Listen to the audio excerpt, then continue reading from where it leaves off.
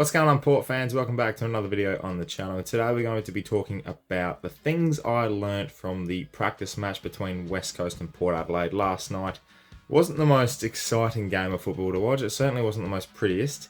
It definitely was a pre-season game, and it was a practice match that I think a lot of things were taken out of for both teams. So a lot of positives to come out for individuals. Some more so than others, probably for West Coast. If you're a Port fan, you're probably waking up this morning or waking up the day after and just thinking, well, it's not giving me much confidence at the moment. And obviously that's going to be something to look out for come round one. But without further ado, let's get straight into it and talk about the things I learnt from Port Adelaide versus West Coast. Right, I'm just going to come out and say it straight away. The thing I learnt most is I really have a hatred for Jeremy McGovern. What he did to Travis Boak, absolutely disgusting. There comes a time when you just look at a person and think, you know what, you're just not for me. And Jeremy McGovern is that person for me at the moment. Considering what he did to Trav Boak, the fact that it wasn't given a free kick by the umpire is absurd. And mind you, majority of their decisions on the night was absolutely dismal. They missed half of everything. General amateur stuff, just to match the quality of the KO cameras as well. It just was just amateurish, but I'll get into that later. What that was pure evil. It was disgraceful, and Boak is obviously worse for wear. He's going to go get scans on his back and ribs, and he didn't look good at all, and it really had a lot of people's heart in their mouths. Mine was beating outside of my mouth. That's how nervous I was. You don't want to see a veteran go down like that in a practice match, and whilst it's concerning that this has happened to Boak, it can happen to anyone. They pulled out Dixon late because he still had muscle soreness internally, which is a great decision. No point risking any of the players at this time of the year. And it just really annoys me that we have to have these types of injuries and to people that we actually need. And the fact that McGovern did that in a practice match, he's just charged through Boak. Like, you'd never go fully 100% in these games. And certainly at stages, the competitive nature was there in the game. But overall, like, what is that? And it's not even given a free kick. Like, there was no repercussions for that. And the fact is as well that no one went up after McGovern after that anyway. There was no team orientation to be like, hey, that's one of our star players. That's our leader, our guiding shepherd. And we're not even doing anything about it. Like, it was just a mess. I just hated it so much. And my love for the game and for watching it at that moment sort of dipped because of it. And I shouldn't rely on one person, but I've gone on too long. I'm sorry, but yeah, that's just shit. McGovern, shit. Stop! He's already dead! Speaking of the vibe, another thing I learnt was there's just something about Port's vibe at the moment. It sort of arose to me and sort of came to light in that internal where it just didn't look like we were there. And I know we haven't been there for the last 10 years, but there was just something different about the energy. And I don't know whether if it's just there is a little bit of a distance starting to grow between us and the better teams, and sort of that lack of motivation factor now. We don't have a different voice. We've still got Ken. You know, it's a do or die year. Are we really wanting to go through the battling to get to where we want to get at the end of the year? I'm not sure we've got it in us. Just from the vibe. Like, I'm not saying we won't. I'm not saying that we will. I'm just saying that I just think there's a vibe at the moment around Port Adelaide that is just off. Like, it's not quite turned to 100. And I don't know whether it's just the practice matches, the factors of, it's only going to be, we're going to only improve further down the track, and come round one, we're going to be set. Like, the Fremantle game next week is a really tell-all match for me, because if we come out there, we play a full four-quarter performance with our best team that's most likely going to be round one. You have your 26, 27 of your best playing there next week. It tells all for me, and it'll be interesting to find out. But overall, the vibe at the moment is just a bit off, and I think a lot of the fans are picking that up as well. I definitely have, and I don't really want to have that vibe going to round one where we're thinking, far out, it's going to be a long year. All right, so we have had that dwelling stage. We have talked about something, it's a little bit of a concern, but I'm going to talk about something positive, and that's Scotty Lycett.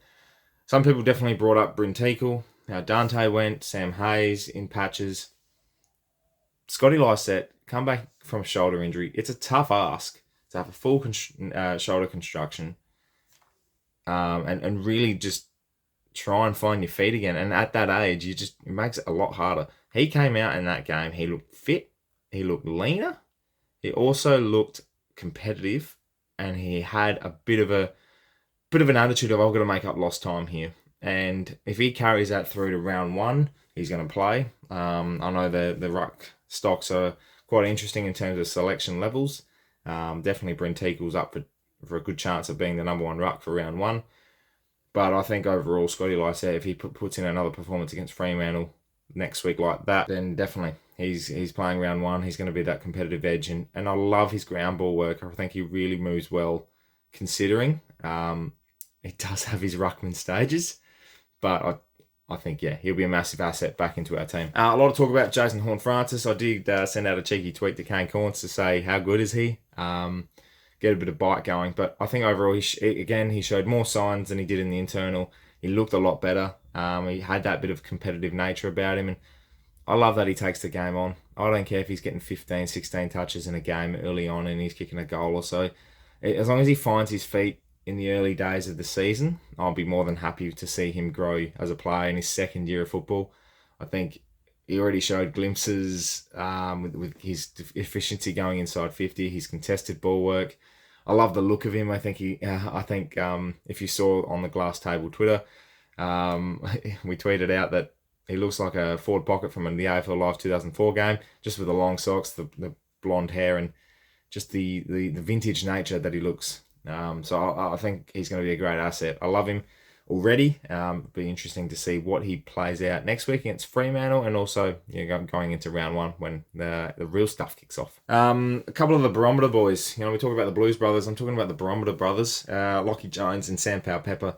Both elite. I thought Lachie Jones was absolutely exceptional in the midfield and really set the tone with his attitude and his attacking play and real tackling nature to be aggressive. I think overall, he was very competitive, and he's got a bit of smartness about him when he's in the midfield and knows how to get under people's skin, which I think is going to come in handy. We don't really have that antagonist in the midfield. We definitely have a few balls, but he brings a bit of pace as well, which is great. So at one stage, you could see Sam Powell-Pepper, Jason Horne-Francis, and Lachie Jones in the midfield, with Ollie resting and Connor Rosie resting. Butters wasn't even there. So, we were missing a few. And I think these guys stood up, and Sam Powell-Pepper was best on ground by a country mile. The way he goes about it, he tries his guts out every single week, and he's found that switch in his brain. Ever since last year, he's found that switch. He's found himself in life and on the footy field, and that's beautiful. And it's beautiful to watch, and I'm really glad that he's going to be producing probably another great season. Tell you what else impressed me, Junior Rioli and Orazio Fantasia. They were electrifying at stages. A really good small forward combo, and I look forward to buying a small forward combo with a large side of goals, because I think that's what they could bring this year. Overall, Rioli's goals were, he kicked 2 for the night, I'm pretty sure, and both of them equalised to about 2 metres in total from the goal square. But he found space, and he found that out the back of the contest. We didn't really have a lot of that, and when you're kicking goals like that, you found you can break through the zone and have that option. Rioli's there doing that. He's going to kick 2 or 3 a game. Orazio was in and around the contest. He looked quick. He looked fit. Hopefully you get a full season out of him, because if he does that, he's going to be kicking 30, 40 goals this year. Rioli will be the same. And I think in that nature, we make ourselves look a lot better. Obviously, look, I'll put this in perspective, is we're playing a practice match against West Coast in Perth in a game that means absolutely nothing. And I could tell we weren't going at a 400% pace, which in hindsight is probably a good thing, considering we don't want to have injuries like Travis spoke. But in saying that, if you don't have the application to have 100% all the time, every time, against anyone, anywhere, anytime, it's a little bit concerning about how well you want to go this year. Obviously, we've seen teams in the practice matches for the first week, they've trialled things, they haven't really worked, they're not really meaning a lot, and overall, I don't believe it's going to have a big impact on what we do round 1. But the judgment is that bring in Butters, bring in Dixon, bring in a couple of others as well. No Tom Cleary. Miles Bergman was managed for half a game. He looked great, by the way. Obviously, Boak is going to miss next week, I assume, with a 6-day turnaround and probably soreness in his body. Save him for round 1. Overall, it's not as grim as people think, but definitely waking up the next day after a loss, no matter what it means, yeah, it's not great. Well, there you have it, Paul fans. They're the things I learned. Obviously, I'm not going to take too much away from it all. It's a practice match at the end, and I don't want to lose my mind over it, but definitely some things to watch going into next week. That's what I'm going to take it as, is things to watch, things to look out for, see if anything improves again.